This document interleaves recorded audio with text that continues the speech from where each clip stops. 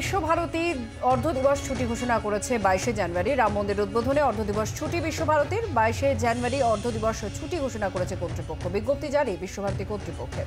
বিস্তারিত জানবো, আমাদের সঙ্গে প্রসেনজিৎ মালাকার আমাদের প্রতিনিধি রয়েছেন। প্রসেনজিৎ, কি বিজ্ঞপ্তিতে বলা হয়েছে?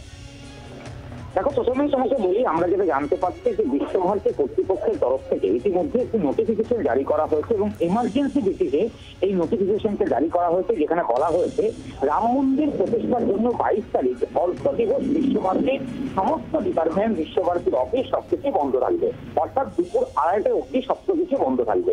কিন্তু এই সিদ্ধান্ত বা এই নোটিফিকেশন আসার পরেই বেশ কিছু প্রশ্ন ইতিমধ্যে উঠতে শুরু করেছে।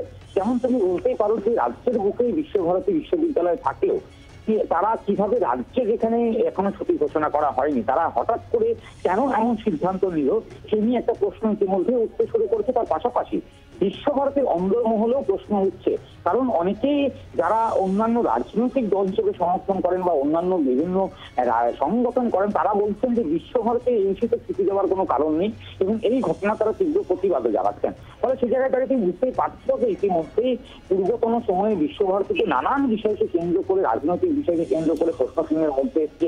এমনকি কখন আমরা দেখেছি যে বিজেপি কেন হারছে সেই নিয়ে আলোচনা নিয়েও বিশ্বভারতীর বিতর্ক হয়েছে। ফলে এই বিতর্কের অবসান কোথাও না কোথাও বিদ্যুৎ চক্রবর্তী অর্থাৎ প্রাক্তন উপাচার্য যাওয়ার পরে সেটা সমাধান ঘটেছিল।